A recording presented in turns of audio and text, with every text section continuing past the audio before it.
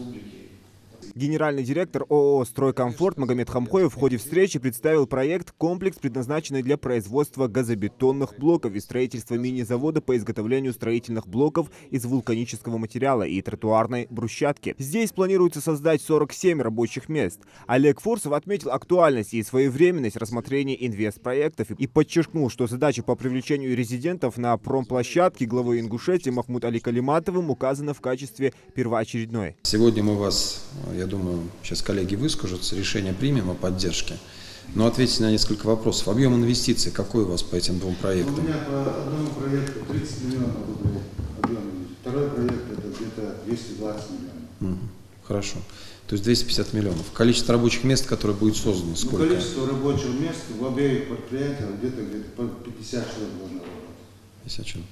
И период строительства? Период строительства сколько займет? Период строительства, если вот по первому проекту, я планирую в течение года запуститься. Да, по первому проекту. А второй проект, он очень такой громоздкий, там время, конечно же, понадобится. Хотя мы вот эти проектные документации все разбили на этапы, и второй этап уже был проплачен, проектная документация готовится полностью. Работа идет по второму проекту. Все хорошо. Тогда мы решение сегодня принимаем вас поддержать. По реестру ошибки в кратчайшие сроки будет исправлено, и земельный участок вы получите. Здесь проблем не возникнет. Ну а по поводу затяжки, значит, у нас Минэк является уполномоченным органом, который все эти документы аккумулирует. Вы к нам пришли позже, вы сначала работали с Минстроем, насколько я понимаю, да? Вот, уполномочен только Минэк. У них есть процедура, вот результатом которой становится рассмотрение ваше здесь. Генеральный директор ООО «Очистные сооружения» Денис Витковский в режиме видеоконференции подробно рассказал о проекте по строительству станции глубокой биологической очистки сточных вод, производство которых запланировано в объеме 3000 единиц в год. После выхода на проектную мощность возможность трудоустроиться появится у 70 человек. Проектирование, мы делаем строительство, мы производим непосредственно очистные сооружения, запускаем их, и после мы их обслуживаем. Очень много у нас проектов по реконструкции и восстановлению очистных сооружений. Очистные сооружения не только хозбыта, мы также производим очистные сооружения для ливневых очистных, потом питьевую воду и промышленные. Самое тяжелое – это промышленные сточные воды.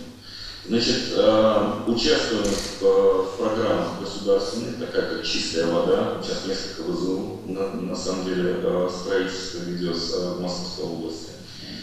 Значит, что мы хотим? Мы планируем построить завод на территории Ингушетии. Загрязняются реки, загрязняются низины. Вот, и нам завод, конечно, такой крайне необходим.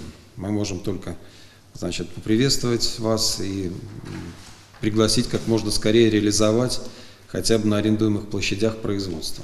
Я знаю, что вы уже закупили оборудование, да? Это оборудование в дороге, поэтому мы вас ждем. И сегодня к концу года уже планируем приехать к вам.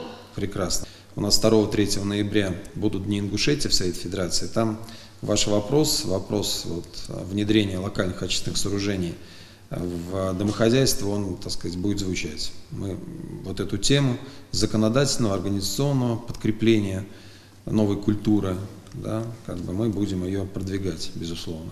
Кроме того, здесь были представлены такие проекты, как предприятие по организации проточного товарного форелеводства, круглогодичные сельскохозяйственные и промышленные ярмарки. Озвученные предложения были поддержаны. Вице-премьер также добавил, что в Ингушетии действует разветвленная система поддержки инвесторов, режим единого инвестиционного окна с персональным закрепленным работником Министерства экономического развития за проектами. Зелимхан Кылоев, Хусен Гагиев, Марина Кадзоева, Рахман Цуров. Новости 24.